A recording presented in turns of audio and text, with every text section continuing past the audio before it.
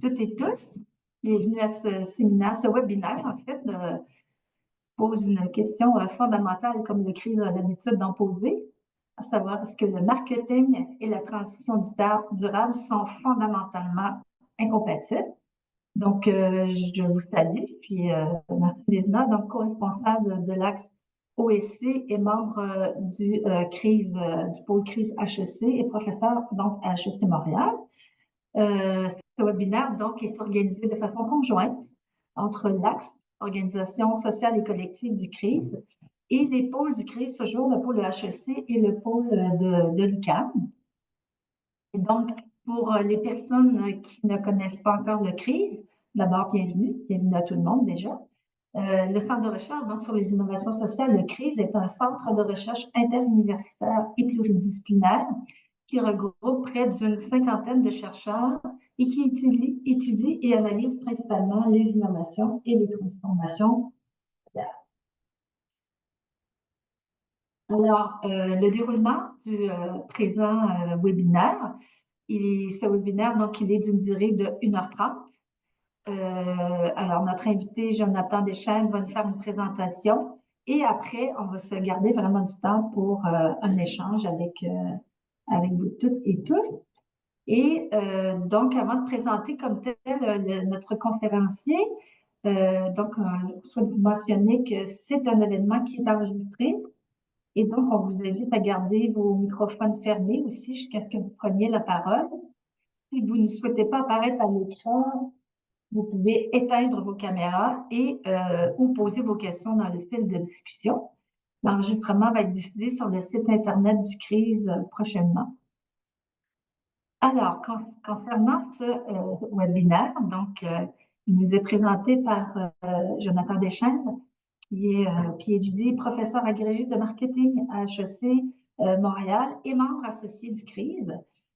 Ses recherches, son enseignement, ses interventions s'articulent autour de sujets liés à la pleine conscience, à la responsabilité des marques, au comportement de consommation pro-sociaux, aux consommateurs vulnérables et aux organismes de bienfaisance. Alors aujourd'hui, excusez-moi, j'ai perdu. Aujourd'hui, Jonathan va nous parler donc chercher à répondre un peu à cette discussion-là. Et donc, en partant du fait que le marketing est né dans l'essence, essentiellement, pour combler la distance qui sépare les producteurs des consommateurs de toutes sortes, le marketing s'est progressivement transformé sous l'influence de l'industrialisation et du capitalisme moderne. S'est transformé en une force centrale qui a mené à la surproduction, à la surconsommation et à l'artificialisation des besoins. Mais faut-il pour autant conclure que le marketing ne peut coexister avec la transition durable? Et donc, cette présentation qu'il va nous faire et la discussion qui va s'ensuivre. Donc, la présentation propose de revisiter le rôle du marketing en examinant ses origines, ses intentions initiales et ses dérives actuelles. En plus de présenter une critique tout à fait justifiée du marketing, cette conférence va mettre en lumière quelques principes et pistes d'évolution concrètes et inspirantes. Et donc, en déconstruisant les mécanismes du marketing traditionnel, tout en présentant des alternatives réelles et crédibles, cette présentation invite à imaginer un marketing capable de contribuer davantage à une transition durable plutôt que simplement lui nuire. Donc, un tel marketing ne peut être cantonné à une fonction organisationnelle et doit impliquer une transformation plus profonde des entreprises et des personnels qui les dirigent. Et donc, Jonathan nous invite à explorer et à réfléchir à la manière de repenser cette discipline clé pour qu'elle devienne un levier, une force de transformation positive. Alors, Jonathan va nous faire cette présentation pendant une quarantaine de minutes. Ouais. Si vous avez des questions à les poser dans le chat, à les garder pour les poser à l'oral après la présentation de Jonathan. Alors, merci Jonathan d'être avec nous et on a bien hâte d'entendre tes propos. Merci Martine, merci à tout le monde du CRISE. Bonjour tout le monde. En réécoutant cette cette description de ma présentation, je dis waouh, j'en ai mis des trucs là-dedans, c'est ambitieux. On va voir ce qu'on va réussir à faire en 40 minutes parce que c'est un thème qui m'est cher, puis que j'aborde dans des cours, donc souvent c'est des thèmes qui se développent sur un trimestre en entier, donc là on a peu de temps. J'espère que malgré tout, je vais être en mesure de faire un assez bon topo de la situation pour vous... Est-ce qu'on peut couper le son peut-être des gens qui... voilà. Faire un topo de la situation pour peut-être justement amener une certaine réflexion sur ce qu'est le marketing. Je vais partager mon écran, je pense que ça va aller mieux si je fais ça.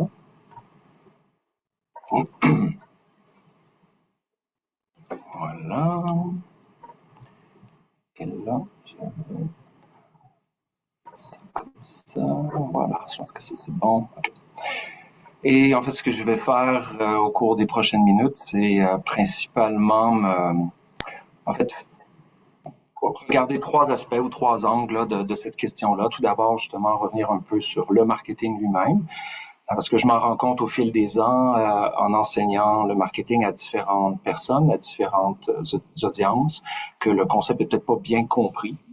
Les gens ont des visions parfois un peu restreintes de ce qu'est le marketing. Donc, on va regarder ça, puis on va remonter un peu dans le temps, hein, comme on disait tout à l'heure, pour regarder un petit peu les origines de la chose, pour ensuite adopter un regard critique. Donc ça, ce bout-là, c'est une chose qui me plaît beaucoup, de critiquer le marketing, parce que je suis pas, même si j'enseigne le marketing depuis près de 20 ans maintenant, oui, 2007 que j'ai commencé comme professeur, donc ça fait près de 20 ans que j'enseigne. Je ne peux pas dire que je suis un adepte ou un grand supporter du marketing traditionnel. Donc il y a des éléments, certains messages, certain nombre de messages qu'on peut passer sur le marketing traditionnel, puis ensuite essayer d'aller vers quelque chose qui peut nous aider à peut-être réconcilier marketing et transition durable, parce que le marketing, dans sa forme traditionnelle, définitivement ne va pas dans la direction de la transition durable.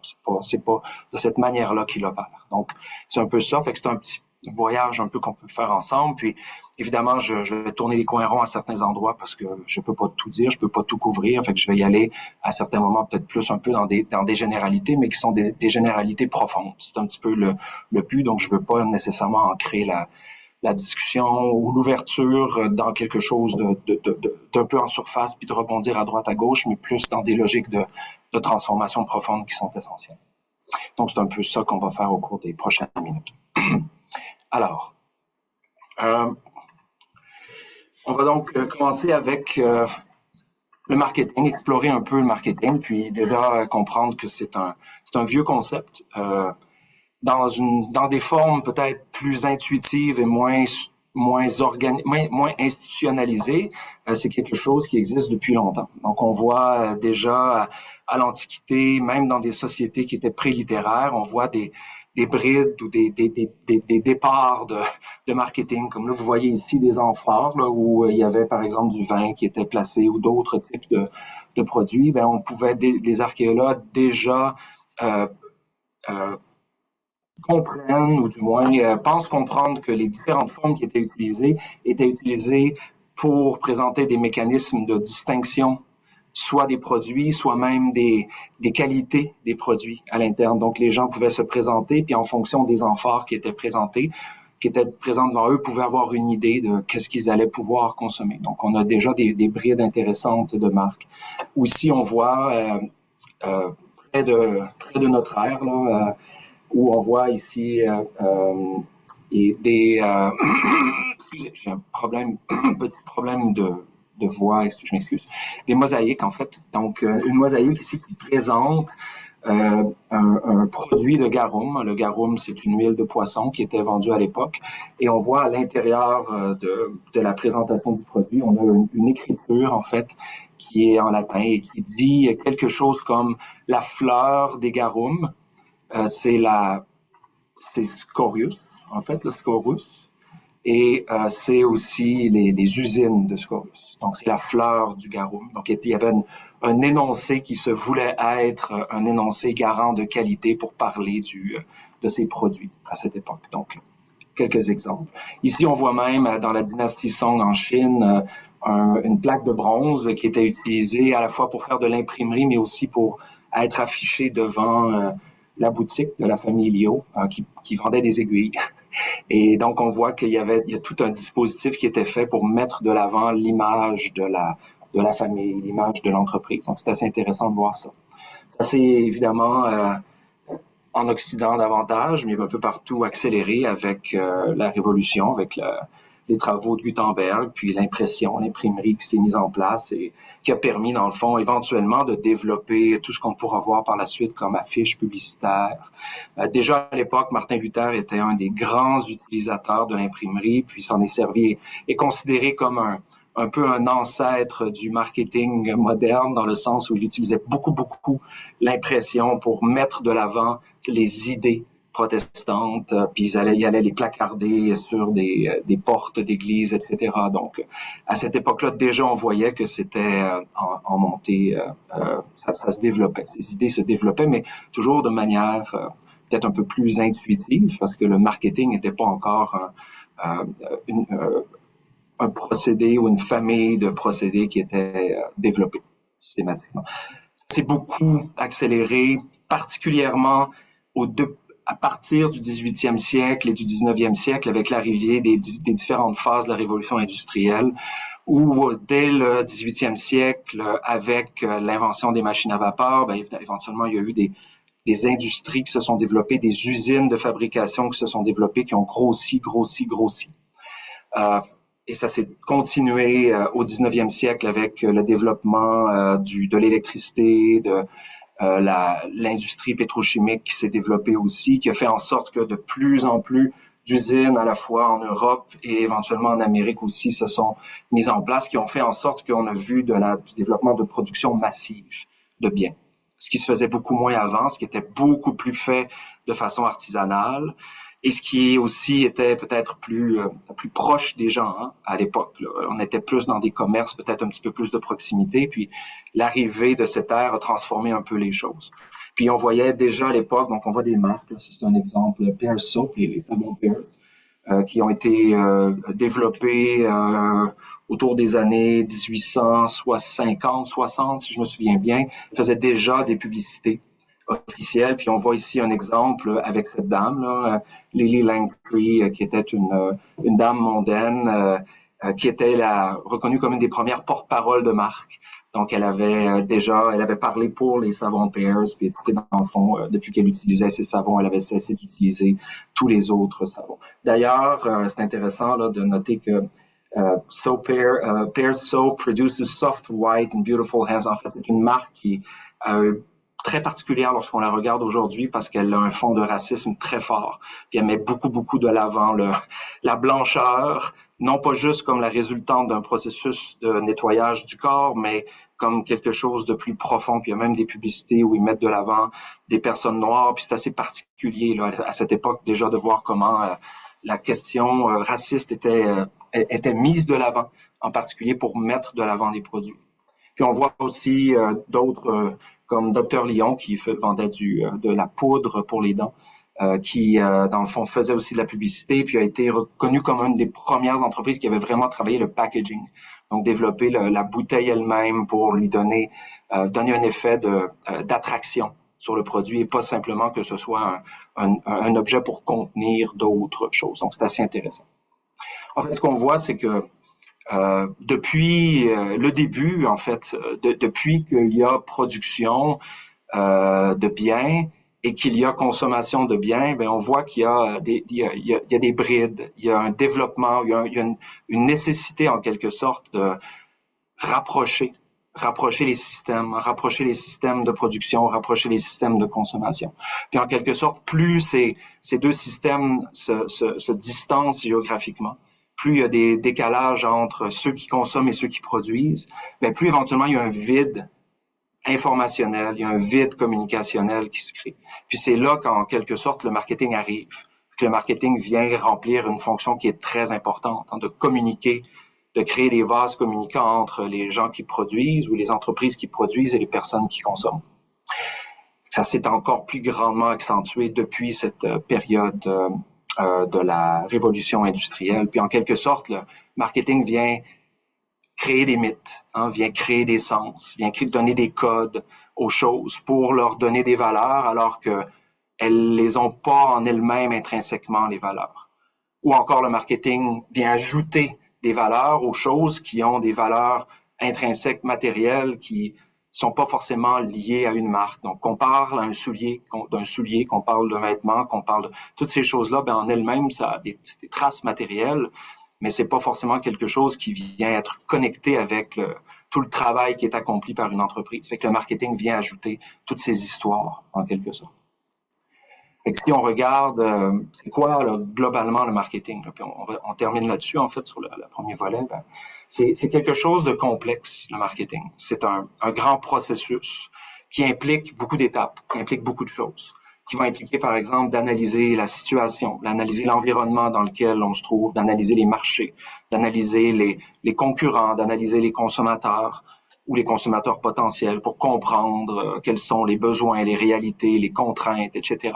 des marchés, qui amène éventuellement à se positionner en quelque sorte dans tout ça, puis se fixer des objectifs. Ça, ben nous, pour être capable de rejoindre ce marché, on devrait faire X, Y, Z, ce qu'on va appeler souvent les traces de ces objectifs-là sont les KPIs en bon français, hein, les indicateurs clés de performance qui vont être développés par les entreprises qui sont nombreux. Il peut y en avoir beaucoup de ces indicateurs pour voir qu'est-ce qui se passe avec nous. Et pour atteindre ces objectifs, il va y avoir des stratégies qui vont être développées.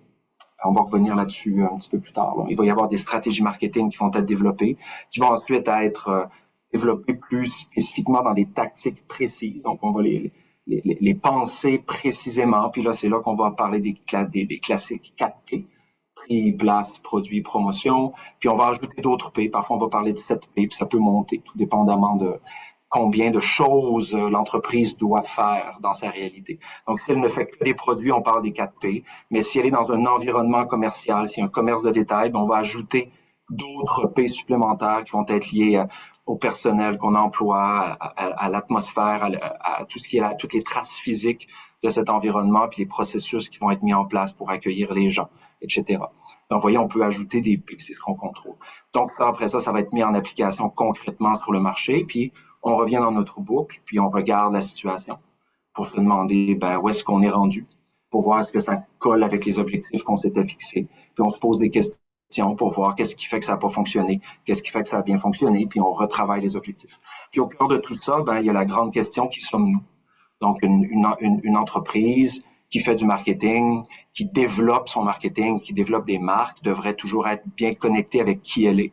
Puis généralement, traditionnellement, on va parler de valeurs, de mission, de vision, qui sont des éléments qui collent. Donc je peux pas expliquer toutes ces choses-là dans ce webinaire, mais ça donne un peu une idée de la démarche. Donc, le marketing, c'est pas juste de vendre des produits. Là. Donc, c'est ça qui est important de comprendre, c'est que c'est un grand processus de planification, un grand processus de réflexion qui peut coller à un paquet de choses. Donc, évidemment, on parle de vendre des produits, mais on peut aussi vendre des services, on peut vendre des idées, on peut être un gouvernement qui veut mettre de l'avant certaines choses, un organisme à but non lucratif, etc. Puis ce processus-là, dans le fond, devrait être déployé en quelque sorte lorsqu'on parle d'un marketing classique, là, pour être en mesure qu'il soit le plus propice et fort possible. Donc, on va se placer en quelque sorte dans le contexte de ce marketing-là et surtout le placer dans le contexte de la vente, dans le contexte des entreprises qui doivent vendre. Est-ce que c'est possible peut-être d'éteindre les micros des gens? OK, merci. Alors, dans ce contexte-là, pour prendre un regard critique sur le marketing, parce que ce marketing de produits et de services dans le contexte de notre société qui se développe depuis l'ère industrielle là, principalement, a des problèmes très importants. Hein, et il contribue à beaucoup de problèmes. Entre autres, dans le fond, lorsqu'on regarde fondamentalement quels sont les principes ou l'idéologie fondamentale du marketing, quels sont les principes derrière qui la sous-tendent, cette idéologie. Bien, il y a trois choses qui moi, me marquent là, à travers toutes mes réflexions puis mon regard sur le sujet. Tout d'abord, il y a une quête perpétuelle de croissance qui est présente. il y a une attitude de domination et une obsession de la différenciation. Donc, ces trois choses, je vais juste les expliquer un petit peu avec un peu plus de détails parce que je pense qu'elles sont très importantes. Puis ensuite, elles sont aussi très importantes pour connecter avec la notion de transition durable, ou plutôt déconnecter de la notion de transition durable. Donc, tout d'abord, cette croissance, elle est légitimée par les acteurs du marché. Elle est vue, elle est pensée, elle est réfléchie, elle est souhaitée. Et là, j'ai pris l'exemple de l'article classique de Milton Friedman qui parle de la responsabilité sociale des entreprises comme étant la croissance des profits et qui, dans son article, dans le fond, met de l'avant plusieurs arguments qui sont, je vais pas tous les dire là, mais juste pour donner une idée, à l'époque, là, il parlait de, seuls les individus ont des responsabilités, les entreprises en ont pas. Les dirigeants, leur responsabilité à eux, c'est les actionnaires. Donc, ce sont leurs clients principaux, ce sont les actionnaires de qui ils répondent. Pour la société, ça reviendrait à taxer les actionnaires de manière non démocratique, parce que ces actionnaires-là, ils n'ont pas choisi que l'entreprise soit responsable. Donc, c'est pas le travail de l'entreprise de le faire. Un autre exemple, le marché est limité pour réellement être capable d'agir de manière sociale en fonction des dynamiques, puis de la complexité, puis de la concurrence. Donc, c'est un des exemples sur lesquels le marketing moderne, les entreprises modernes, puis le marketing traditionnel est vraiment bien basé sur cette idée. Ça va plus loin que ça, là. Le mot lui-même, marketing. C'est quand on ajoute un ing à la fin, le suffixe ing, souvent, est un indicateur de quelque chose qui est mis en action, qui est développé. Fait que marketing, en quelque sorte, c'est l'idée de développer des marchés. Puis pour développer des marchés, ça prend fondamentalement de la croissance. On peut pas croître, on peut pas faire un marché s'il y a pas de croissance pour le faire, le marché. Donc, dans le terme lui-même, il y a cet indicateur de croissance. Puis après, dans des théories qu'on utilise beaucoup en marketing, par exemple, la matrice BCG, la matrice Boston Consulting Group, tout est basé sur une logique, en quelque sorte, de croissance. Donc, on voit des parts de marché qui devraient être élevées. Donc, ça veut dire que ça implique qu'il faut s'y rendre pour avoir des parts de marché élevées, ou encore un taux de croissance du marché qui va monter. Si vous êtes pas dans les bons endroits, c'est des choses qui devraient pas se produire. Donc, des poids morts, techniquement, on devrait les éviter. Ceux qui sont des petites parts de marché où il n'y a pas beaucoup de croissance. On devrait souhaiter les étoiles. Hein, c'est les meilleurs, ces entreprises qui ont beaucoup de croissance puis qui ont des grandes parts de marché. Puis les dilemmes, idéalement, devraient être transformés en étoiles. Puis les vaches à lait, donc celles qui fonctionnent bien d'elles-mêmes, idéalement, on espère qu'elles vont grignoter toujours plus de parts de marché, même s'il n'y a pas forcément de croissance dans les marchés. Fait qu'on est toujours un peu dans une logique de croissance. Un autre exemple, matrice Hensoff, qui est un autre classique, où on va nous parler de la croissance des entreprises qui doivent se diversifier dans le fond. Donc, on peut croître dans des marchés existants, dans des nouveaux marchés. On peut croître avec des produits existants, avec des nouveaux produits. Puis là, ça nous place à différents endroits, avec différentes réalités, puis en fonction du carré, du cadran dans lequel on se situe, il va y avoir des différentes stratégies qui vont être mises de l'avant pour essayer de croître, en quelque sorte. Donc, la croissance, elle est très présente. La domination aussi, c'est quelque chose qui est très important. Hein. On veut dominer le marketing. Le but, c'est de dominer. Puis dominer, c'est pas juste moi qui l'emploie le terme. On peut prendre des classiques, Kotler qui nous parle de créer, gagner et dominer des marchés, ou encore Tracy et Wiresman, qui parle de choisir les consommateurs, restreindre le focus, dominer les marchés. C'est plus vieux, mais même aujourd'hui, on voit de la domination partout. Et dominer. Même le marché du cannabis. On vous dit que vous pouvez augmenter vos ventes et dominer votre marché. Et on peut partout, dans tous les cas. Même en temps de pandémie, si vous êtes dans l'immobilier puis le marché de l'hypothèque, on vous dit que vous pourriez dominer la business de l'hypothèque, même en situation de lockdown. Donc, c'est de la domination, c'est de la domination partout. Puis, on veut être les premiers, ou on veut être le leader, ou on veut être le deuxième en arrière, ou on veut être le meilleur dans notre niche. Vous voyez, c'est toujours cette idée d'être le meilleur, en quelque sorte. Mais c'est pas juste les marchés qu'on veut dominer, là. On veut dominer aussi notre espace commercial, parce que c'est comme ça qu'on y arrive, en quelque sorte. Fait que nous, quand on va dans une boutique, c'est ça qu'on voit. Mais le marketeur, lui, c'est ça qu'il voit. Le marketeur, il regarde où est-ce que les gens regardent, où est-ce qu'ils passent leur temps, qu'est-ce qu'ils touchent. Ils utilisent des caméras, systèmes avec l'intelligence artificielle maintenant de plus en plus. Ils sont capables de développer des cartes de chaleur pour savoir, bon, ben, c'est les endroits chauds présentement. Est-ce que c'est la meilleure manière d'organiser notre espace pour générer le plus d'argent possible? Donc, chaque pied carré doit générer le plus d'argent possible. Fait que quand vous entrez dans une boutique, vous entrez dans un magasin, vous êtes un portefeuille vivant. Puis on veut essayer de maximiser vos dépenses quand vous entrez dans cette boutique. Donc, on veut dominer l'espace, mais on veut aussi dominer l'esprit. Hein? Pour y arriver, là, pour être dominant sur le marché, pour dominer les espaces, il faut dominer l'esprit.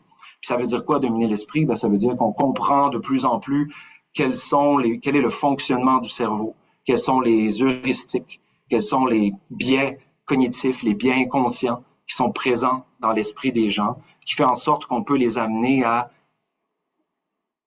avoir plus de chances d'acheter sans même peut-être qu'ils s'en rendent compte. Donc, c'est très présent, ces idées. On parle du système lent, du système rapide. On va activer le système rapide pour éviter la réflexion, pour acheter, aller dans l'impulsion, etc. Donc, toutes ces choses-là sont présentes. Et ça m'a même mené à découvrir ce livre récemment, que je connaissais pas, que je trouve vraiment intéressant. Donc, Evil Genius Marketing. Et là, ça, c'est un livre qui a été lancé en novembre 2024. Puis là, ben, si on regarde, un petit peu, là, je m'excuse, c'est en anglais, là, mais ça va aller plus vite que de traduire. Là, mais How to dominate your market by manipulating minds, bending reality, and creating irresistible influence. Donc, entre autres, on doit hacker les émotions, utiliser le deepfake, l'AI, la manipulation de données, etc., etc., etc., pour en arriver à nos fins. Parce que si on veut dominer, c'est ça qu'il faut faire. Hein? Pour dominer, c'est ça qu'on doit faire. Donc, un deuxième élément important. Puis le troisième élément, ben, c'est, comme je disais, la différenciation. Je pense que je fais une erreur. Il devrait être un T ici, je pense, pas un C. La différenciation, ben, en fait, c'est l'ultime quête ou le saint graal du marketeur d'en arriver à développer, tout d'abord, segmenter le marché, cibler des segments particuliers en fonction de qu'est-ce qu'on a à offrir, se positionner, donc créer une valeur, démontrer que ce qu'on a à offrir est intéressant, puis ultimement, démontrer que ce qu'on a à offrir est différent des autres. Parce que si je suis pas capable de démontrer en quoi je suis différent des autres, pourquoi est-ce qu'un consommateur viendrait acheter mes produits plutôt qu'un autre? Fait que ces éléments de différenciation, c'est présent partout, c'est omniprésent, c'est l'objectif. Si j'y arrive pas à la différenciation, ce sera pas un bon marketing. Là, j'ai pris l'exemple d'une petite pub qu'on a vue il y a quelques années au Québec sur les panneaux routiers, que je trouve qui est un très bel exemple de tout ça. Quand vous êtes le gouvernement du Nouveau-Brunswick, tourisme Nouveau-Brunswick, vous voulez attirer les gens chez vous, ben vous devez être capable de démontrer quelle est la valeur et quelle est la différence. Hein. En Acadie, c'est la chaleur, il fait bon vivre, c'est beau, c'est agréable. Sur l'Acadie, à Montréal, c'est tout autre chose. Donc, on est en train rapidement de montrer aux consommateurs comment on peut comparer deux lieux, comment on peut montrer la valeur et la différence entre les lieux juste avec quelques petits codes rapides. Donc, cette idéologie qui est ancrée dans les trois éléments, elle a des impacts très, très forts sur la marque. Donc là, c'est là qu'on peut connecter un peu cette idéologie avec la démarche marketing, puis s'en aller vers le regard problématique qu'on peut avoir sur le marketing. Donc, on va, en quelque sorte, voir ces trois éléments de croissance, de domination, puis d'obsession de la différence qui vont venir infuser ou teinter tout le processus et qui vont amener au final plusieurs choses, dont tout d'abord une vision à court terme, hein, qui va être beaucoup basée sur la croissance qui doit être rapide et continue. Un regard qui va être centré sur la monétisation du consommateur. On va parler beaucoup de monétiser le consommateur. C'est très important. Puis éventuellement, une obsession de la proposition de valeur comparative. On va toujours se comparer aux autres entreprises pour être capable d'en arriver à démontrer sa différence. Puis ça mène à quoi tout ça? Là, je m'excuse, ça va très vite. Hein? Je sais pas s'il y en a qui prenaient des notes, là, mais j'espère que ça va, que tout est cohérent jusqu'à présent. Là, mais je dois aller quand même assez rapidement pour présenter ces choses de base. Donc, ça, ce dont on vient de parler, ben c'est sûr que ça va avoir un gros impact sur les indicateurs clés de performance. Parce que si mon but, c'est la croissance, puis c'est la monétisation, puis le court terme, ben les indicateurs de clés de performance que je vais utiliser vont être basés sur ces choses. vont être basés sur de la croissance de vente, sur la croissance de profit, sur de la croissance de revenus, sur de la croissance de consommateurs, sur de l'augmentation de la notoriété, le share of wallet, la part de portefeuille que ma marque va avoir par rapport aux autres, les conversions, les engagements, les clics, toutes ces choses-là qu'on va trouver sur le marketing digital. Puis évidemment, l'idée va être de toujours faire monter ça.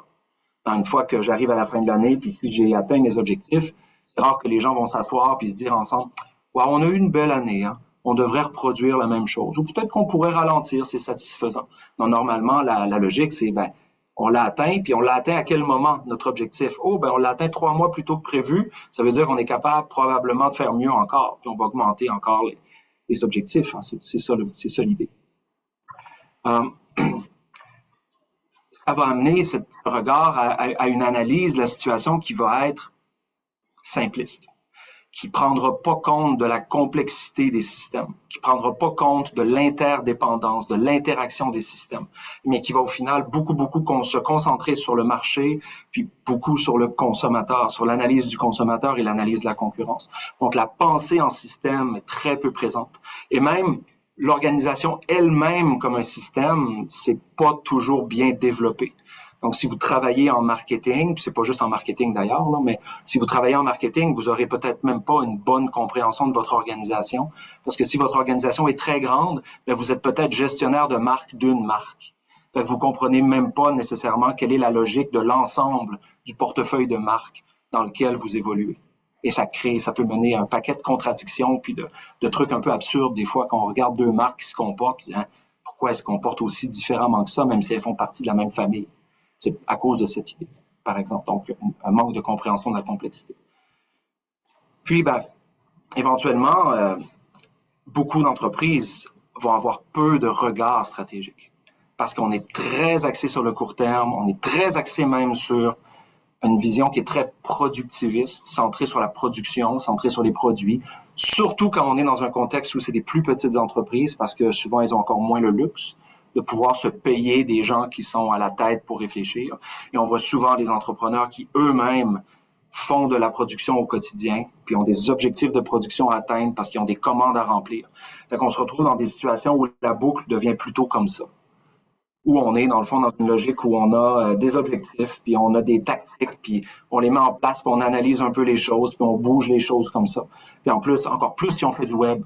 Parce que quand on est dans un contexte de web, on fait du A/B testing qu'on appelle, donc on modifie nos boutons, on le met en haut, on le met en bas, on regarde des trucs, puis éventuellement on voit les impacts sur les clics, sur les conversions, puis on change des choses, puis donc on est très très très centré sur un regard qui est très court terme, puis on a de la difficulté à perdre à prendre du recul pour se questionner entre autres sur qui suis-je. Tu sais, c'est un point dont on a parlé tout à l'heure, qui suis-je, puis où est-ce que je m'en vais? Beaucoup centré sur le court terme. Ça nous amène aussi à une vision qui est très étroite du consommateur à la base, où on va pas considérer même le consommateur comme un consommateur, mais on va le considérer comme un client. Donc, le client, si on fait une distinction entre client et consommateur, le client, c'est davantage une logique transactionnelle. C'est quelqu'un qui rentre dans mon magasin, qui achète un produit puis qui s'en va. Ou c'est quelqu'un qui va en ligne, qui achète un produit puis qui s'en va. Le consommateur, c'est tout le reste. C'est la personne qui ramène le produit chez elle, qui l'intègre dans son quotidien, qui lui donne sens, qui voit parfois que le produit marche ou parfois qu'il marche pas, qui en parle à ses amis, qui se questionne, qui éventuellement veut s'en débarrasser, qui sait pas trop quoi faire, par exemple, voyez. Fait que cette vision est très étroite, puis on perd de vue la complexité du phénomène de la consommation. Puis même aussi, on est encore plus loin de la réalité de l'individu qui est pas juste un consommateur, qui est un père, qui est un travailleur, qui est un ami, qui est toutes ces autres facettes de la vie qui se résument pas juste à de la consommation. On les perd de vue alors que la consommation ou les produits de consommation sont intégrés dans le système global de l'individu. Mais on n'est pas là, parce qu'on est vraiment à le traiter comme un client dans une logique transactionnelle. Puis évidemment, les parties prenantes sont très peu intégrées dans cette logique. Autre que le consommateur, je veux dire. Là. On parlera pas ou très peu des autres groupes, des autres collectifs qui peuvent être impactés par mes activités, sans même peut-être que je sois en contact avec eux au quotidien, parce qu'on n'est pas en relation toujours commerciale ensemble. Il n'y a pas cette vision. Ça nous amène à des situations où on crée des produits, On crée des produits qui sont parfaits pour satisfaire les désirs des consommateurs à court terme, comme de dire, vous voulez rester longtemps sur les terrasses en automne, même quand il fait froid, même quand la planète vous dit que c'est le temps de rentrer ou d'être au chaud ou de faire d'autres choses. Ben, c'est pas grave, on va vous créer des trucs, on va vous créer des produits qui vont vous permettre de rester dehors puis de continuer d'apprécier la société de consommation sans trop se questionner sur les autres choses qui viennent avec, sur les messages que la planète nous lance, par exemple. Donc, on voit un peu dans quoi on est. Puis, on est dans un environnement de croissance. Hein? Fait que la croissance, ça implique quoi? La proposition de valeur. Pour être capable de faire croître ma croissance, il faut que je fasse croître ma proposition de valeur. Donc, je suis constamment dans le développement de produits. Je suis constamment dans la sortie du nouveau truc, de la nouvelle version, dans l'élargissement de ma gamme, ou même dans la prise de poids de mes produits. Hein, ça, c'est un exemple, c'est comme ça partout, là, toutes les compagnies, les premiers modèles qui sortent sont souvent beaucoup plus petits que les suivants. Donc ça, c'est juste pour donner un exemple de comment les produits ont pu grossir au fil des ans. Puis regardez les voitures aujourd'hui, c'est la même chose. Un modèle, la Nissan Sentra d'il y a 15 ans, comparé-là à celle d'aujourd'hui, puis on va voir à quel point ça grossit. Donc on grossit constamment. Puis avec tout ça, on produit des marques ultra puissantes. On arrive à développer des marques parce que c'est un système qui fonctionne. Tout ce dont on est en train de parler, ça marche. On produit des marques qui sont puissantes et qui génèrent énormément d'argent. On approche le billiard de dollars de valeur de marque pour certaines des marques. Donc, c'est un système qui fonctionne bien, là, en quelque sorte. Là. Mais c'est un système qui mène à la surproduction, à la surexploitation des ressources, à la surconsommation, puis à la surproduction de déchets par la suite. On voit ce qui est attendu, on est à peu près à 2,1 milliards de tonnes de déchets en ce moment. Ça devrait monter autour de 3,4 milliards en 2050. On sait que les 2 tiers des déchets sont pas traités. Puis même les déchets recyclés, les choses qu'on envoie au recyclage, très peu sont recyclés. Beaucoup, éventuellement, finissent dans des sites d'enfouissement. On voit les forêts qui disparaissent, des dizaines de milliers d'acres de forêts qui disparaissent. L'extinction d'espèces qui est accélérée grandement à cause de ces phénomènes de disparition des forêts.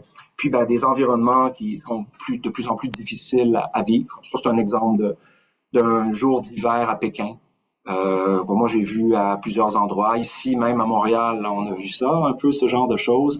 Pas tant par la pollution, parce que c'est vraiment la pollution qui affecte. Nous, on a eu les feux de forêt au cours des dernières années qui ont créé des journées qui étaient très problématiques. Puis on voit un jour du dépassement aussi qui recule constamment. Hein, le jour à partir duquel, dans l'année, on considère que la planète ne peut plus renouveler les ressources qu'on consomme, il recule. Donc, à partir des années 70, il était à peu près à 100%. Mais depuis 70, on voit que le jour du dépassement recule. Puis on était au 24 juillet en 2025, pour donner une idée. Donc, à partir du 25 juillet, toute ressource consommée était non renouvelée ou non renouvelable. Donc, il y a des problèmes qui sont des problèmes importants. Puis, je pense qu'il faut accuser le marketing.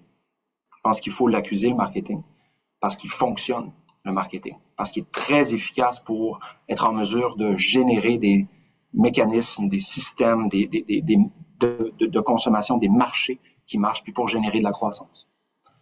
Puis, il est découplé complètement de la transition durable. Donc, tout ce dont on vient de parler ici, ça marche pas avec la transition durable. J'imagine que vous êtes assez d'accord avec moi. Donc, c'est là qu'il faut y arriver à un rapprochement. Je me trompe pas, il reste à peu près une dizaine de minutes? Est-ce que c'est à peu près ça, Martine? Oui? Excuse-moi, j'ai pas compris. Tu peux me faire juste, je te vois, là, tu peux juste me faire un oui. OK, parfait. Juste pour être certain que ça fonctionne. Ben, ça va, OK, ça va assez bien quand même, mon affaire. Je sais pas si c'est pas si pire. Donc, la question du départ, c'est ça, la question qu'on posait, est-ce que c'est possible de réconcilier le marketing et la transition durable?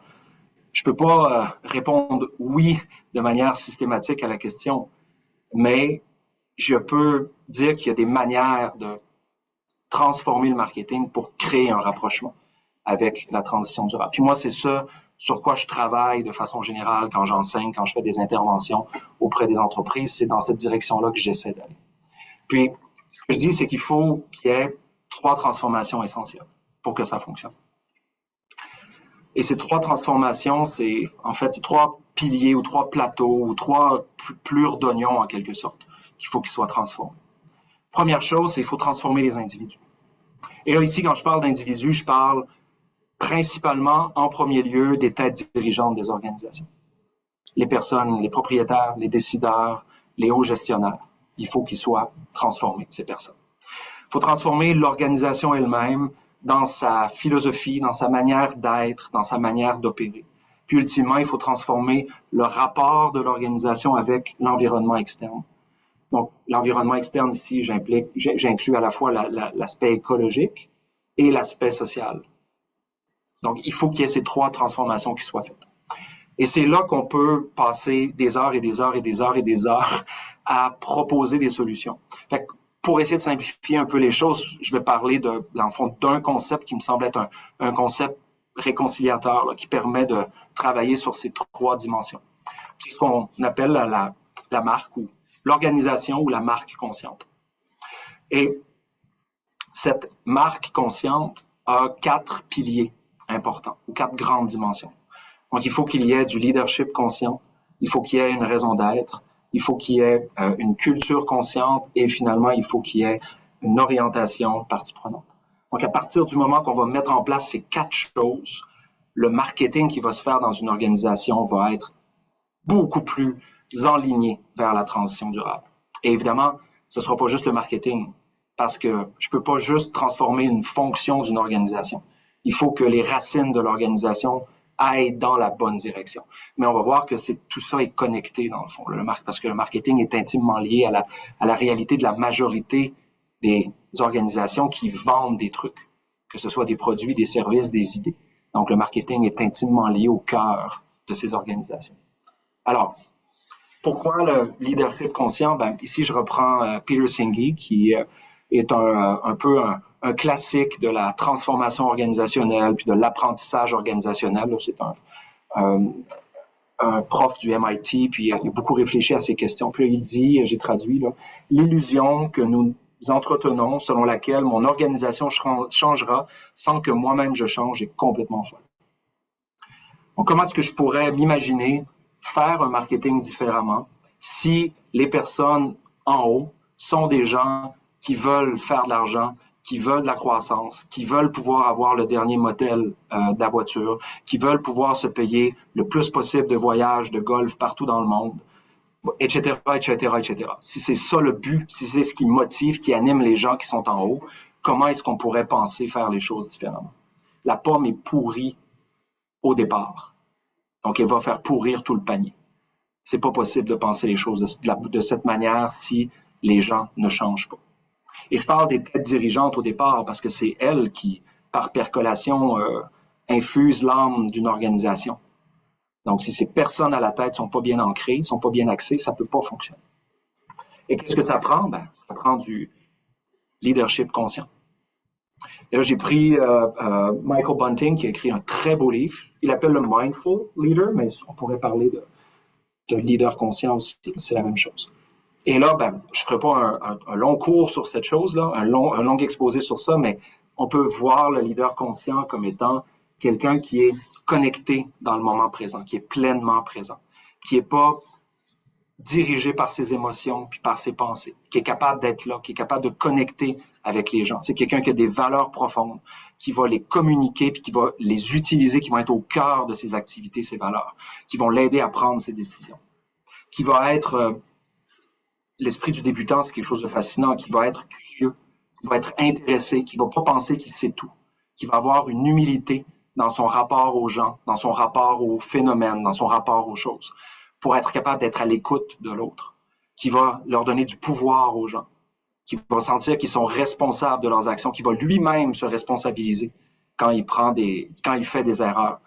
Et ben, prenons le dernier, développer l'amour et la compassion. C'est quelqu'un qui va profondément vouloir que les gens autour de lui soient bien. Je ne sais pas si vous en connaissez beaucoup, des leaders comme ça. Là. On peut se questionner, est-ce qu'on en a beaucoup autour de nous? Ou si moi-même, je suis propriétaire d'une entreprise, est-ce que j'ai ces caractéristiques? Sinon, ben, c'est peut-être pas une mauvaise idée d'essayer de les développer. Et tout ça, ben, on peut connecter ça aussi avec les buts de développement intérieur. Hein, on a les 17 objectifs de développement durable de l'ONU, mais pour les mettre en application, ces 17 objectifs, il y a une communauté de scientifiques qui s'est intéressée à la question puis dire ben, comment on peut aussi descendre ça à l'échelle individuelle ou à l'échelle humaine. Puis il parle de 5 grands axes.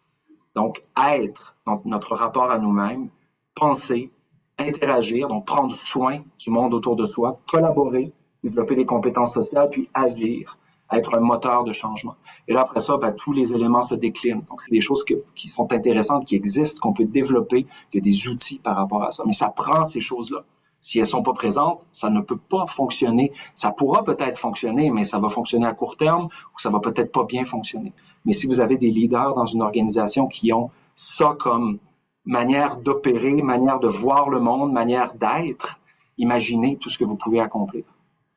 Puis c'est ce qu'on fait plus ou moins bien dans les écoles de gestion. C'est qu'on montre beaucoup le savoir-faire, mais on travaille peu dans le savoir-être. Alors qu'un gestionnaire, fondamentalement, un gestionnaire de haut niveau, c'est avant tout une personne qui doit être dans une organisation.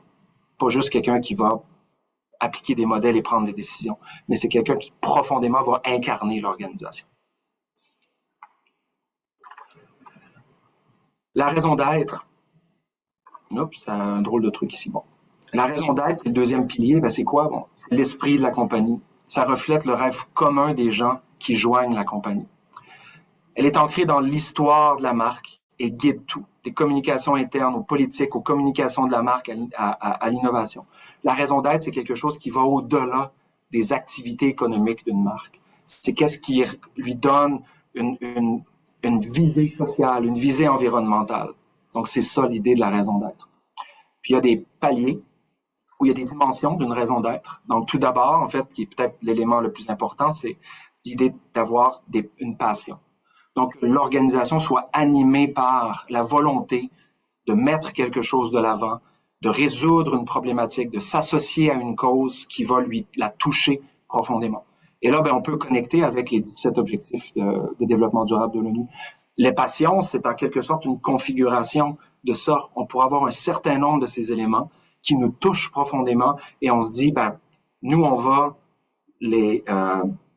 régler ces choses-là, on va tenter de les régler, et on va utiliser nos activités pour y arriver. On va utiliser en quelque sorte nos forces qu'on a dans notre organisation. Qu'est-ce qu'on fait de bien? Est-ce qu'on a un excellent réseau de distribution? Est-ce qu'on a une immense liste de clients qui nous aiment beaucoup comme marque, etc., etc. Est-ce qu'on a des produits de qualité, des locaux, un environnement physique qui est exceptionnel, etc. Donc, on va unir la passion et la force pour générer de l'impact. Parce que c'est comme ça que je vais être capable d'agir comme organisation en travaillant sur mon impact basé sur mes forces. Puis ultimement, ben, tout ça devrait générer de la récompense. Puis là, c'est le côté marketing qui embarque. C'est que si je fais bien les choses, que j'ai une passion qui me rejoint, que je veux changer les choses concrètement dans la société, que je le fais bien, puis que j'ai une démarche commerciale qui fonctionne, ben, je devrais être récompensé par le marché. Il y a des gens qui devraient s'intéresser à ce que je fais, qui devraient trouver que je suis peut-être plus intéressant qu'une autre marque parce que je résous des trucs, parce que je m'intéresse à des choses concrètement pour régler des problèmes. Peut-être encore 2 minutes, Jonathan? Comment? 2 minutes? 2 minutes, OK. Bon, je pense que je vais terminer là, dans ce cas-là, là, très, très, très bientôt. Et vous voyez comment ça peut déborder rapidement. Hein? La culture consciente, ben, c'est de développer une marque profonde qui va toucher les gens à l'intérieur, pas juste à l'externe, mais qui va faire que je vais prendre soin de mes gens, que je vais leur donner un espace qui est un espace positif, sécuritaire, ils vont pouvoir se développer, qui va être en cohérence avec ce que je veux faire, dans le fond, qui montre que je suis, pas juste quand je parle, mais aussi comment je traite mes gens, je vais développer une marque employeur qui va être une marque employeur positive, qui va aller loin. Et finalement, ben, l'orientation partie prenante, ben, c'est justement d'aller au-delà du consommateur puis de considérer toutes les autres parties prenantes qui existent, qui peuvent être impactées par qui je suis, autant au niveau des fournisseurs, etc., que d'autres personnes dans la société. Puis là, je vais finir peut-être sur cette idée-là, dans le fond. Là. Il faut avoir à l'esprit, en fait, que dans une perspective environnementale, le meilleur produit, c'est un produit qui n'existe pas. À la base, c'est ça. Là. Le meilleur produit, c'est un produit qui n'existe pas. Parce qu'un produit, qu'est-ce que ça fait? Ben, ça va extraire des ressources, ça va fabriquer, ça va amener de la consommation puis du rejet. Puis toutes ces choses-là, en fait, vont générer des problèmes pour l'environnement et potentiellement pour la société. Fait que le meilleur produit qui n'existe pas, ben, le meilleur produit, c'est ça. C'est un produit qui n'a pas ces choses, qui n'a pas ces éléments. Donc, ultimement, un marketing qui est basé sur tout ce dont on vient de parler, c'est un marketing qui va générer de la pertinence, qui va faire en sorte que une entreprise va justifier son existence, qu'elle va pas juste être là pour vendre parce qu'elle vend, qu'elle va pas juste faire des produits dans le but de vendre, puis dans le but de vendre plus, puis de faire plus d'argent, mais qu'elle va donner une réelle application, une réelle raison d'être, je reviens sur cette idée de tout à l'heure, une réelle raison d'exister. Donc, un marketing qui va faire ces choses-là va mener à quelque chose de positif, à quelque part. Si on place la raison d'être au cœur de toutes les activités, tout va changer. Puis le marketing va être en mesure de se développer. Et on va s'imaginer aussi que beaucoup d'entreprises sont pas pertinentes. Qu'une grande quantité d'entreprises qui vendent des produits n'ont pas cette pertinence. Donc, un marketing qui est associé à la transition durable, éventuellement, c'est un marketing qui va faire de l'élagage, qui va faire en sorte que peut-être spontanément un certain nombre de marques n'existeront plus ou ne devraient plus exister parce qu'elles sont pas capables de générer une pertinence au-delà de la fonction économique ou commerciale. OK, je vais arrêter ici. J'avais préparé quelques exemples, et on peut peut-être les mettre entre parenthèses pour s'assurer que les gens puissent se poser des questions, puis je pourrai revenir aux besoins s'il y a du temps ou de l'espace plus tard. Oui. Ben, merci beaucoup, Jonathan. Je sais que tu as préparé des exemples. Alors, si ça vous intéresse, ça peut être une question. Alors, bon, on est tous en ligne. Donc, vous pouvez utiliser pour poser vos questions soit le chat ou lever la main virtuelle. Donc, ou le fil de conversation, il y a déjà, voilà, donc c'est déjà indiqué. Alors, il y a déjà donc une question. Alors, je vais alterner entre main levée et questions dans le chat si ça vous convient. Alors, Dario, peut-être te présenter d'où tu viens, qu'est-ce que tu fais rapidement. Bien sûr. Merci, Jonathan. C'était extrêmement intéressant. Je suis arrivé un petit peu en temps. J'ai mal retenu l'horaire. Par contre, je suis arrivé bien à temps pour beaucoup de parties de ton contenu. Je suis un praticien de l'économie sociale et du commerce équitable. Moi, j'ai décidé de détourner le marketing négatif et toutes ses conséquences au bénéfice d'organisations à impact positif, donc au bénéfice de la transition socio-écologique durable.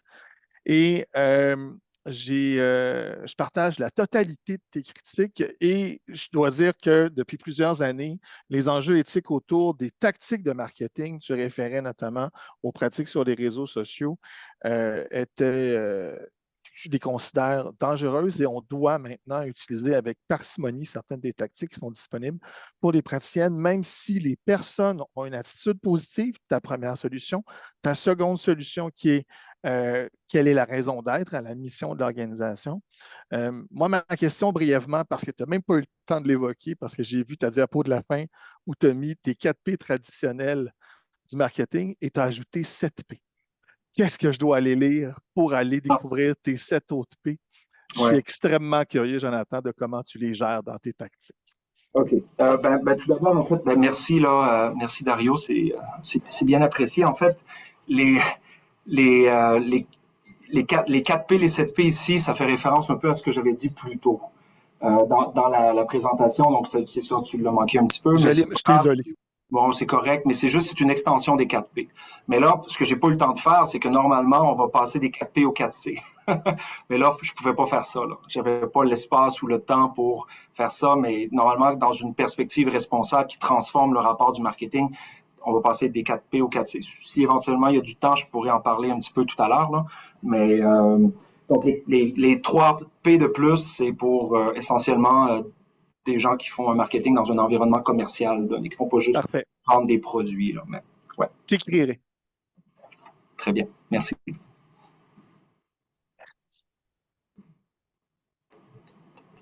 Martine, tu gères tout ça, c'est ça? Dans le chat, fantastique. Je me permets du coup, mais ça vous donne le temps d'y penser aussi. C'est une vision effectivement très critique, mais en même temps très constructive aussi, et qui souvent en innovation sociale, on est dans les aspirations, la transformation, l'utopie. Mais je sais que tu as des exemples qui nous permettent de voir que ce n'est pas qu'utopique. Et donc, peut-être que tu peux effectivement nous illustrer comment ça peut se traduire pour des organisations qui ne sont pas d'économie sociale, mais comment ça se traduit concrètement, peut-être ces quatre éléments de marque consciente. Je pense que c'est un peu ce qui étaient tes exemples. Oui. Oui, ben en fait, je peux peut-être rapidement en donner un, juste un des exemples. J'en aurai plusieurs, mais je peux en donner un. Puis un que je trouve personnellement très intéressant. Donc ça, c'est Greyston Bakery, qui est situé dans l'État de New York. Ok, ça a été à la base fondé par un moine bouddhiste zen. Donc c'est assez intéressant là, comme idée. Mais pourquoi est-ce que cette organisation-là a été fondée? C'est parce que à l'époque, cette personne et aussi des gens de son entourage réalisaient à quel point il y avait une grande quantité d'Américains qui n'avaient pas accès ou qui avaient très peu accès au marché du travail parce qu'ils avaient un casier judiciaire. Donc souvent, hein, on applique à un emploi, il y a une question qui est posée, avez-vous un casier judiciaire? Oui, non, vous cochez oui, bouf, le CV s'en va à la poubelle. C'est un problème parce qu'il y a plusieurs millions d'Américains qui ont un casier judiciaire. Et il a décidé de développer cette usine à brownies, en fait, hein, c'est ça l'idée, avec ça en tête. Puis il a développé le concept de open hiring. Donc moi j'appelle ça du recrutement extrême. Eux, ils appellent ça du recrutement ouvert, mais je pense qu'on pourrait parler de recrutement extrême. Puis qu'est-ce qu'ils font chez Greyston Bakery? C'est que vous allez sur le site web, là, vous pouvez cliquer sur un truc pour vous faire ajouter à la liste des employés. Et lorsque vous cliquez sur le lien, ben, on vous demande votre nom, puis vos coordonnées. Et quand vient votre tour, vous êtes embauché.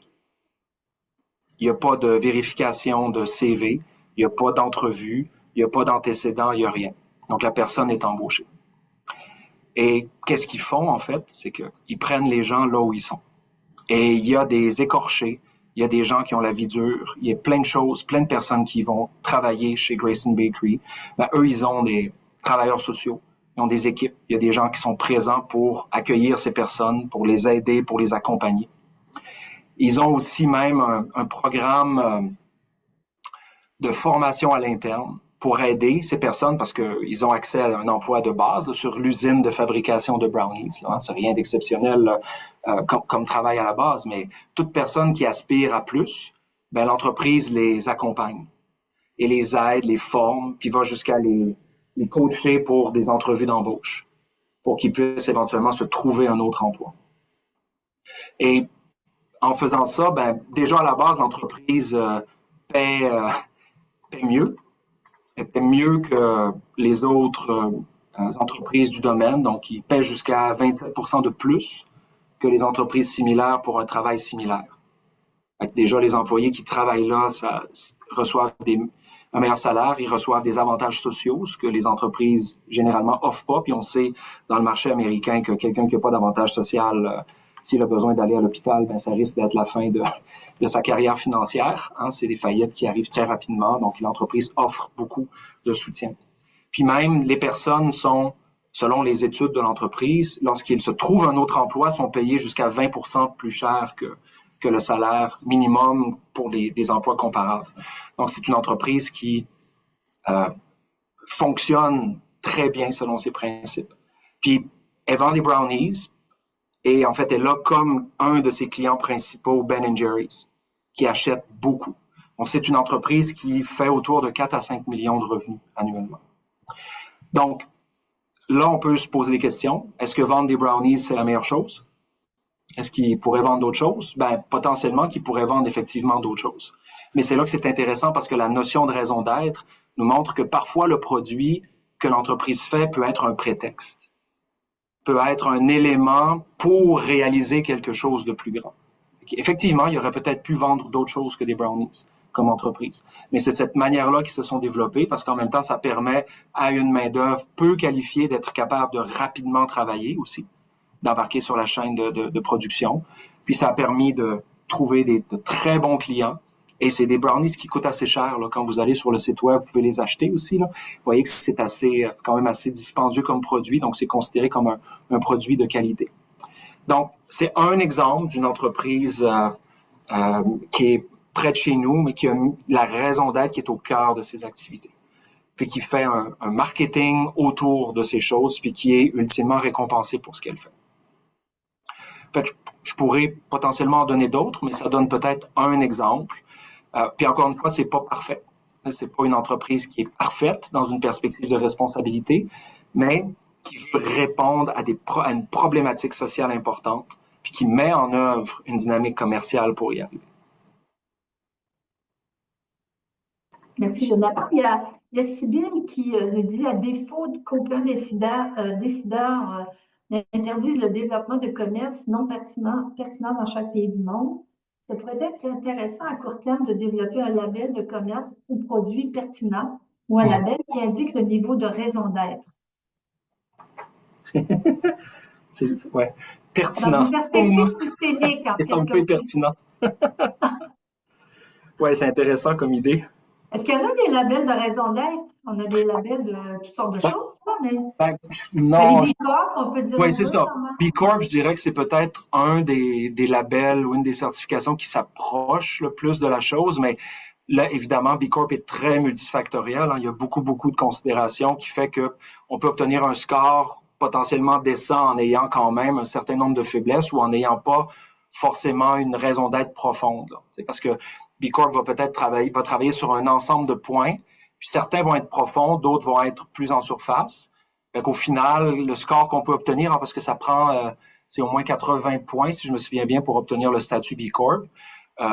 Donc, on peut arriver à un statut B Corp sans nécessairement avoir une raison d'être profonde dans ses manières de faire les choses. Mais cette idée d'avoir un label de pertinence, c'est quelque chose que je trouve qui est pas mal intéressant comme idée, là. Ouais.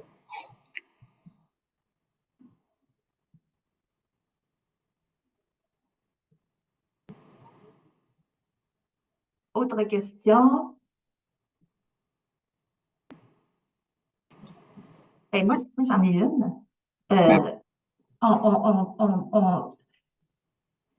Dans ton historique, dans le fond, moi, il y a plein de choses, mais une chose que je retiens dans l'Antiquité, en fait, c'était qu'il y avait du marketing, mais dans un contexte de production et de consommation très alignés. On produisait ce que le consommateur, et donc il y avait une notion de très grande proximité.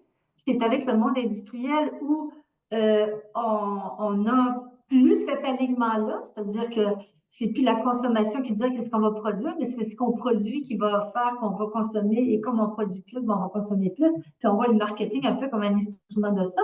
Peut-être qu'aujourd'hui, parce que tu sais, bon, Dario est en commerce équitable, tout ça. On a puis souvent en innovation sociale, c'est un peu ce que je veux dire, de rapprocher le producteur au sens générique, là, du consommateur avec un grand C.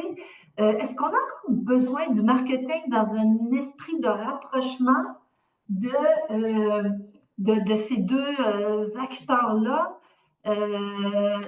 Est-ce que c'est le marketing qui doit rapprocher? Est-ce que c'est les outils du marketing qui pourraient être un peu différents pour rapprocher, pour éviter cette espèce de surproduction et qui amène à de la surconsommation?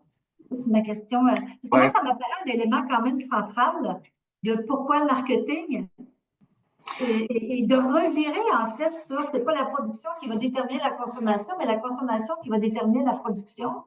Oui. Ben, en fait, on peut pas ne pas faire de marketing, à moins que on tombe dans une société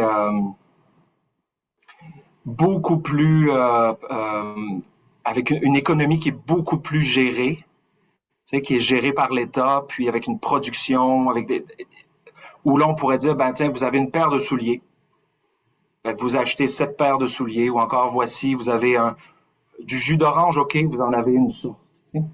Quand on va tomber si on tombe dans un environnement comme ça, à la rigueur, peut-être que le marketing pourrait ne plus être nécessaire. Mais là, ça dépend de qu'est-ce qu'on entend par marketing ici, évidemment, là. Ouais. Mais à la minute où il y a un certain nombre d'idées qui cohabitent, puis d'idées dans le sens général, là, qui cohabitent et qui essaient de gagner ou de se faire entendre dans un ensemble d'idées où il y a un paquet de bruits qui sont présents. Ben c'est sûr que le marketing, de façon générale, va toujours être nécessaire. Ne serait-ce que cette idée de comprendre un marché, ben, ça fait partie du marketing d'étudier un marché. Puis si on veut être capable de diminuer la production, ben, une manière de diminuer la production, c'est s'assurer qu'il n'y a pas de surproduction par rapport à la réalité du marché, par exemple.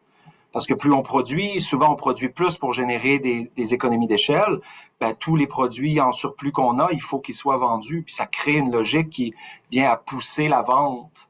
Puis c'est comme ça qu'on parlait beaucoup du marketing avant aussi, comme étant un outil de vente pour vendre. Mais si on est davantage à l'écoute de la réalité du marché, ben ça peut nous aider à diminuer potentiellement la production si on n'est pas dans une logique de croissance infinie ou de quête de croissance infinie. Il y a ça aussi, là. Hein?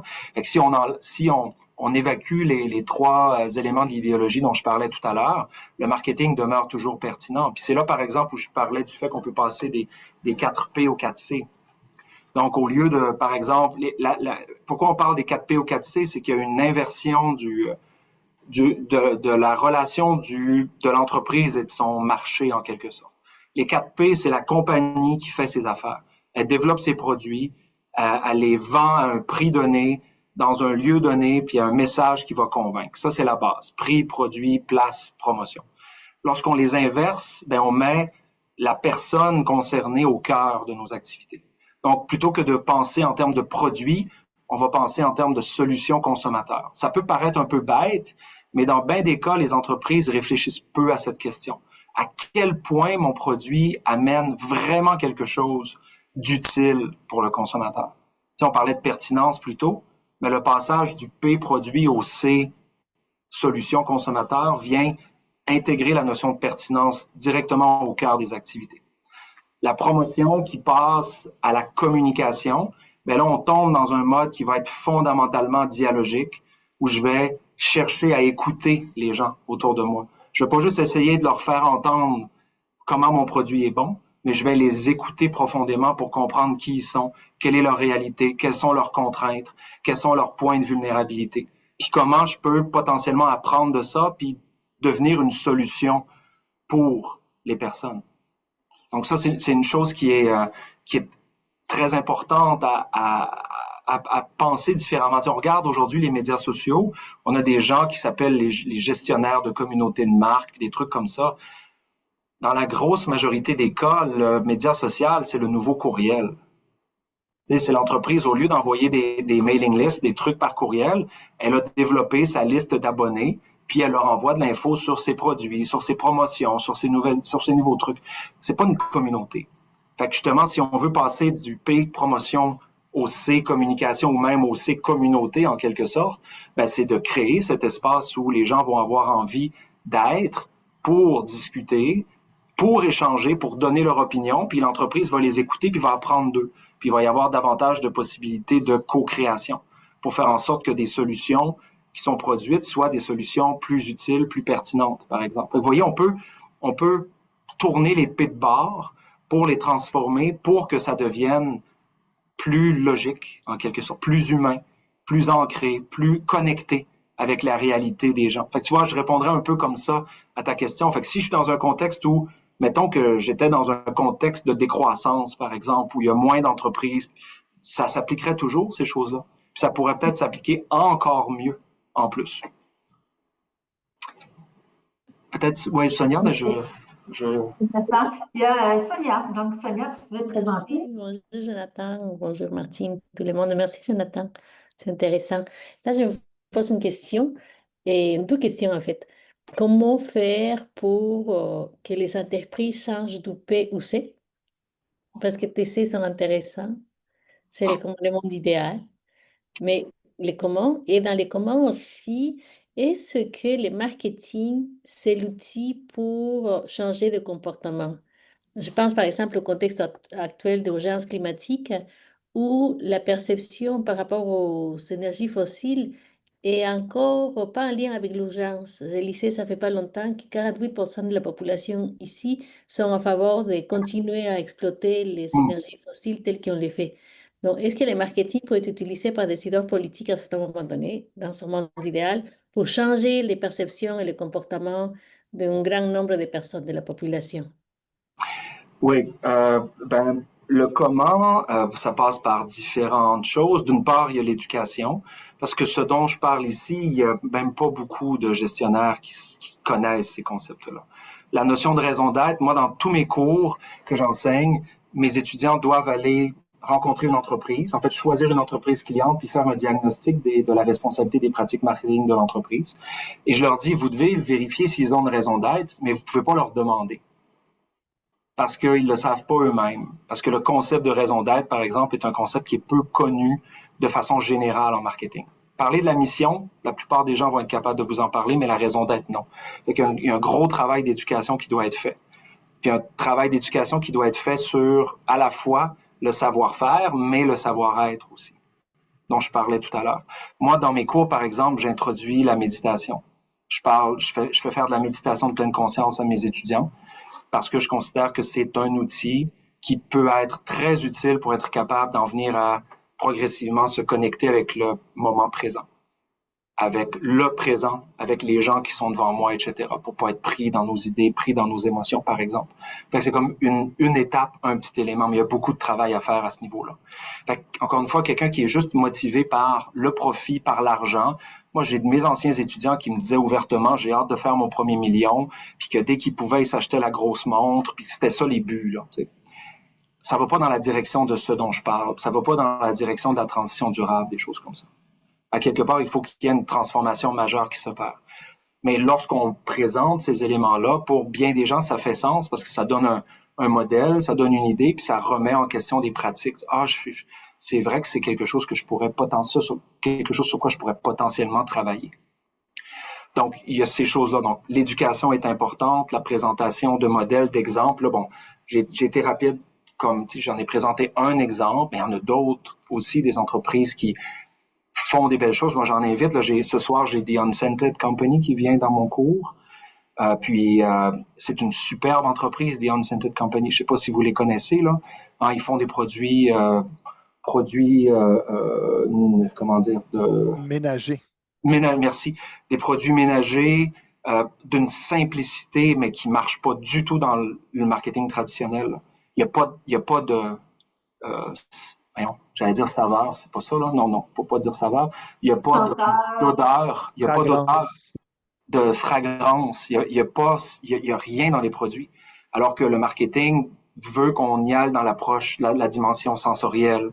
C'est beaucoup les odeurs, c'est les saveurs, c'est le toucher, c'est toutes ces choses-là. Eux, ils vous vendent des produits, c'est dans une boîte en carton, le refil. Une boîte en carton brune avec un petit truc, là, tu sais. Ou encore le produit de base, mais c'est un emballage blanc avec très peu de couleurs. Tu sais. En fait,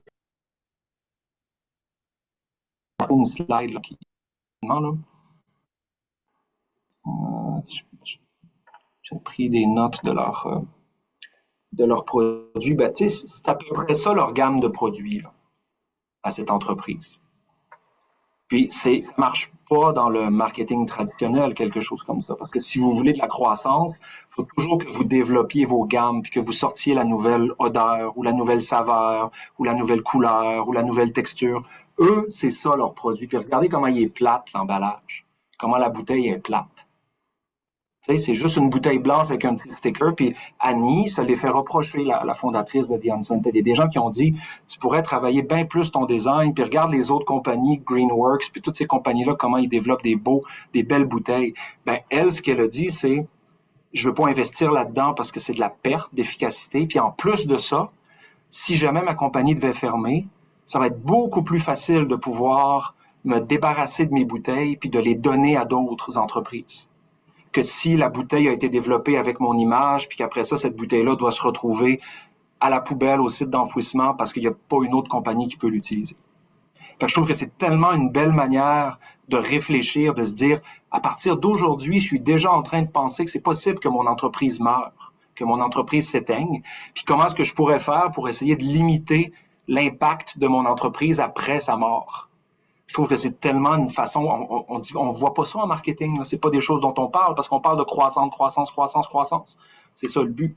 Fait que quelle belle manière de penser, de réfléchir aux choses. Puis évidemment, ils réfléchissent à la dimension environnementale de leurs produits pour limiter l'impact, mais les meilleurs ingrédients possibles, avec le plus de localité possible dans la production. Certains trucs sont encore fabriqués, par exemple, en France, mais ils essaient de limiter le plus possible pour avoir le moins d'impact environnemental possible dans l'entreprise. Fait que c'est des exemples de choses qui peuvent être faits. Bon, là, je suis désolé, là, j'ai à peine répondu à la première question. J'ai pas répondu encore à la deuxième.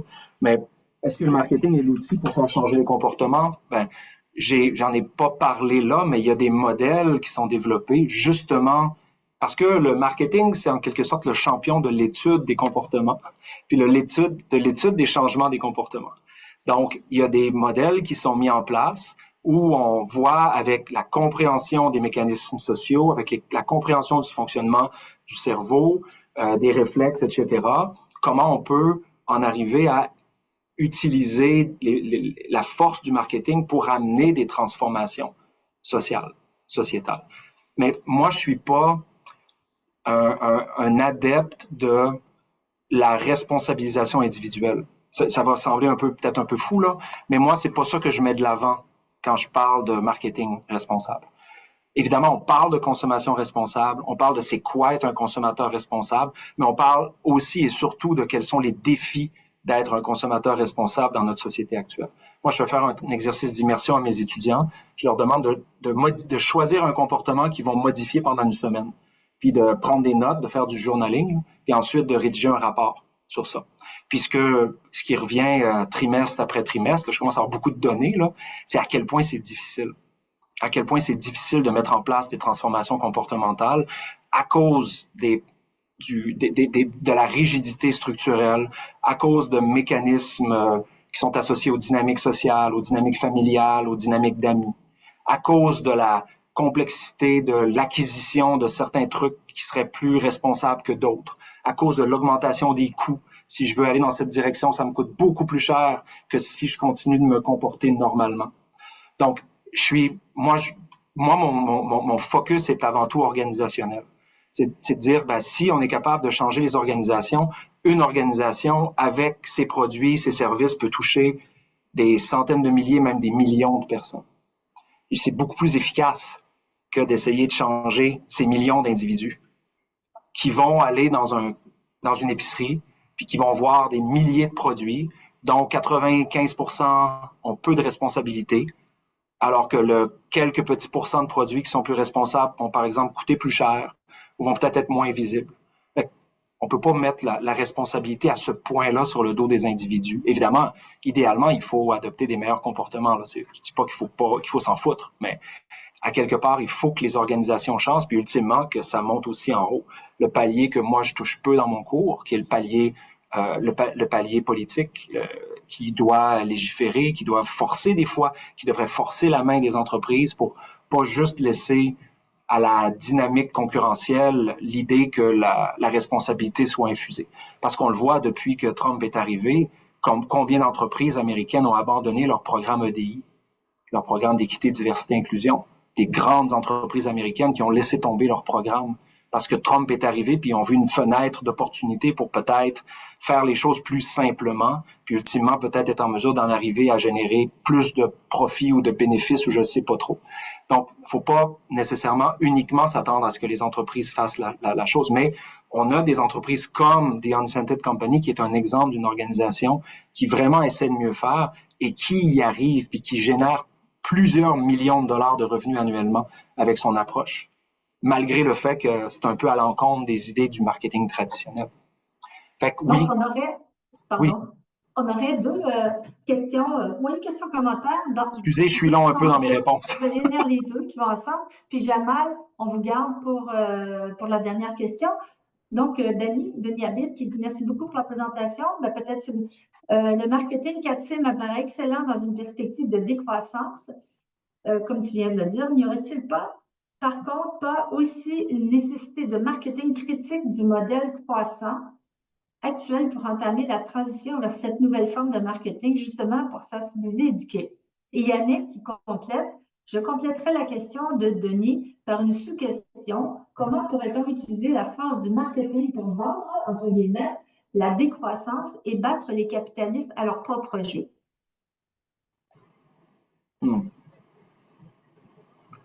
OK. En fait, comment répondre pas en 20 minutes à la question, encore une fois. Je vais essayer d'être court. Moi, c'est ce que je fais à la base, là. Remettre en question le modèle croissanciste, productiviste. Le nécro-capitalisme, en fait, c'est un terme qu'on voit des fois, là, que je trouve très imagé, mais qui fonctionne très bien. Hein. On bâtit sur... ce qu'on produit, c'est de la mort, en quelque sorte. On détruit. Donc, c'est le nécro-capitalisme. Donc, il faut le questionner, il faut le remettre en question, il faut en parler, il faut le critiquer. C'est très important. Moi, c'est ça, je le fais beaucoup. Puis, j'essaie de mettre... Je critique, entre autres, le modèle linéaire pour parler davantage du modèle circulaire. Puis, ultimement, il faudrait aller vers la notion de régénérativité, mais qui est encore plus complexe à mettre de l'avant. Puis des modèles de décroissance, je suis tout à fait d'accord aussi avec ça, qu'il faudrait mettre de l'avant. Ça, c'est aligné avec cette idée de pertinence. Donc, la pertinence fait en sorte qu'il devrait y avoir de l'élagage. C'est pas tout qui est nécessaire pour bien fonctionner. Donc, je pense que définitivement, faut le mettre de l'avant. Puis le marketing, certainement, peut servir à ça. Alors, on a juste à penser à l'idée des nouveaux imaginaires. Donc, c'est quelque chose qui se développe de plus en plus. Puis, il y a des gens qui parlent de plus en plus des nouveaux imaginaires, des entreprises qui parlent de plus en plus de ça, qui essaient de justement montrer des alternatives, présenter des modèles qui sont des modèles positifs. Je ne sais pas si vous avez vu le documentaire Demain, hein, qui est un superbe documentaire qui prend plusieurs petits cas isolés dans différents pays, à différents endroits pour montrer comment des gens se sont regroupés, comment ils ont développé des initiatives, comment ils ont fait des choses qui fonctionnent. Fait que ça prend des nouveaux imaginaires, ça prend des manières différentes de faire les choses. Puis, le marketing, c'est excelle dans le storytelling. Donc, le marketing peut faire ce genre de travail lorsqu'il est bien développé, là. Bon, j'ai essayé de répondre plus rapidement. Je ne sais pas si ça peut aider ou non à répondre à la question. J'espère. Donc, c'est une question à aborder dans un dernier cours d'un cours de marketing, une fois qu'on a passé à travers la tentative de déconstruction justement des imaginaires actuels. Je pense que tu nous lances en fait vraiment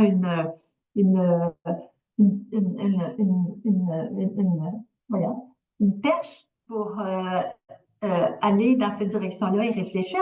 Peut-être une dernière question de Jamal qui a levé la main depuis un petit moment.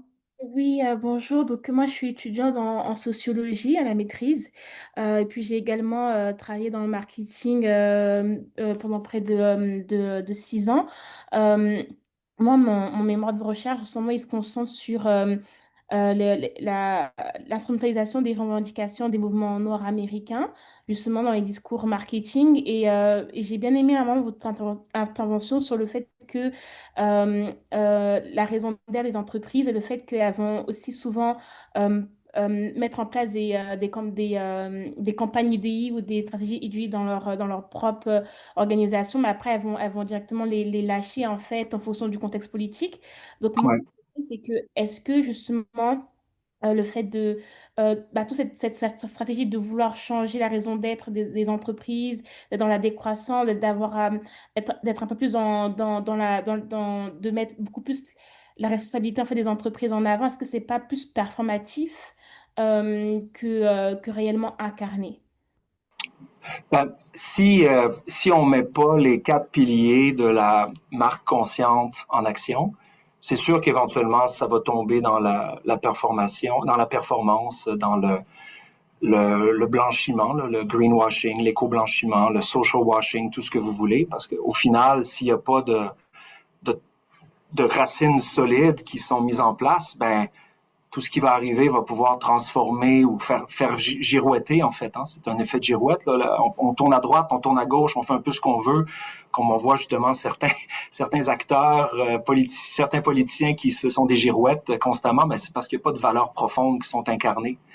Éventuellement, les valeurs profondes doivent être là, mais effectivement, si on a développé un programme EDI parce que c'est à la mode, parce que c'est beau, ben on n'est pas du tout en train de faire un marketing responsable. On est en train de faire de la commercialisation de cause, oui, mais on n'est pas en train de faire un vrai marketing responsable qui est ancré sur des valeurs qui sont des valeurs profondes, qui sont reflétées, comme je disais tout à l'heure, qui sont reflétées à la fois à l'externe et à l'interne. C'est des effets miroirs. On fait pas juste le vendre aux gens, mais on l'incarne.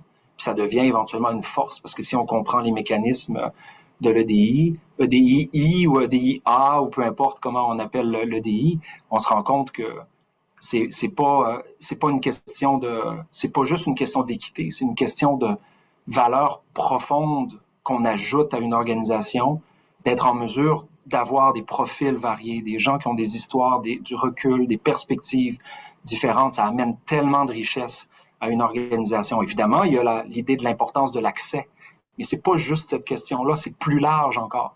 Mais les gens s'arrêtent à ça puis se disent c'est une question, on veut donner le même accès à tout le monde, ça crée c'est pas ça, ça devrait pas être ça. On devrait aider les gens profondément parce qu'on veut les aider, mais aussi parce qu'on veut les intégrer. Puis on reconnaît à quel point la diversité a une grande valeur partout. Fait que, je sais pas là, si j'ai répondu à votre question, mais je suis tout à fait d'accord que dans bien des cas, on va appeler ça des fois du rainbow washing, du pink washing, du purple washing, dépendamment de quoi. Là, si on parle de causes LGBTQ qu'on va mettre de l'avant, de l'agenda de causes féministes qu'on va mettre de l'avant, etc. Mais qu'au final, c'est juste un exercice d'image, mais que c'est pas de la profondeur réelle. Quand McDo, par exemple, a inversé son M pour le mettre à l'envers pour faire un W le jour de la femme, il y a quelques années. C'était un stunt publicitaire fantastique. Mais à quel point c'est reflété par l'entreprise, à quel point McDonald's fait quelque chose pour les femmes en particulier. Qu'est-ce qu'ils font? Rien. Pourquoi faire ça? Merci, Jonathan. Je donnerai la question ou le commentaire de la fin à Sonia. Juste un commentaire, merci Jonathan encore. Et c'est toi qui as nommé demain ou quelqu'un qui a nommé demain. Yann disait, ça fait 2015 la publication. On l'utilisait la semaine passée dans mon cours, dans notre cours avec Julie qui est ici, Raypen. On a fait un arpentage de demain. On a fait une lecture collective du livre. Mais c'est super intéressant parce que même si la 15 ans qui se sont passés, c'est encore très pertinent. La crise s'est pas améliorée. Par contre, la possibilité de construire des récits alternatifs avec des expériences citoyennes, des expérimentations citoyennes, c'est aussi une réalité. Donc, si vous ne l'avez pas vu ou lu, je vous recommande, peut-être c'est ça aussi le marketing, Jonathan, comment on pourrait construire ou construire des récits alternatifs. Puis, dans le chat aussi, il y a la notion de la fresque des nouveaux récits qui a été mentionnée, là, qui effectivement est une genre de méthodologie qui se développe pour aider les gens à pouvoir rêver collectivement, d'en arriver à se donner à produire un demain. À pas simplement se dire, ce serait tellement mieux si ça allait mieux, mais de se dire, comment il pourrait ressembler à quoi ce demain, puis comment on peut peut-être mettre en place les pratiques, là. Fait que je trouve que c'est effectivement les nouveaux imaginaires, c'est cette idée-là aussi, c'est de se permettre de rêver, mais pas juste de rêver, mais d'être capable éventuellement de développer les petites marches pour y arriver. Puis oui, je pense que le marketing peut être utile pour ça. Donc, une conversation à poursuivre. Moi, je retiens, entre autres choses, que tu nous invites à ouvrir, à penser le marketing de façon beaucoup plus large, beaucoup plus systémique, beaucoup plus individuelle, organisationnelle et sociétale, avec des nouveaux outils, avec des nouveaux outils. François Rousseau parlerait d'outils de gestion de sens, de mettre la notion de sens à ces outils de gestion-là. Un grand merci à toi. Il est déjà 13h32. Je vais juste vous rappeler, ou si vous n'êtes pas au courant, vous allez recevoir l'invitation que nous avons un prochain événement, donc qui est le panel de lancement de l'ouvrage Étudier les innovations sociales, qui a été produit qui est un ouvrage collectif dirigé par Paul-André Lapointe et qui a plusieurs contributions de membres du CRIS. Et donc, ce panel de lancement est le 27 novembre à 14h30, de 14h30 à 18h à l'UQAM, donc en présentiel. Et voilà, donc notre prochain événement. Suivez-nous sur notre site d'information, les réseaux, le site web du CRIS, etc., pour suivre les activités des différents axes et du CRIS comme tel. Et sur ce, ben, merci encore, Jonathan. Et merci. Puis je voulais juste dire, j'ai mis une petite slide là. J'ai mis le café des habitudes. Je vous invite à aller prendre un café Rosemont Petite Patrie, voir un très beau café qui est animé par l'éco-responsabilité, par la collectivité. Il y a beaucoup d'initiatives qui sont faites. C'est très intéressant. Les gens sont fantastiques. Vous irez faire un tour là-bas. Merci tout le monde. Merci tout le monde. Bonne journée.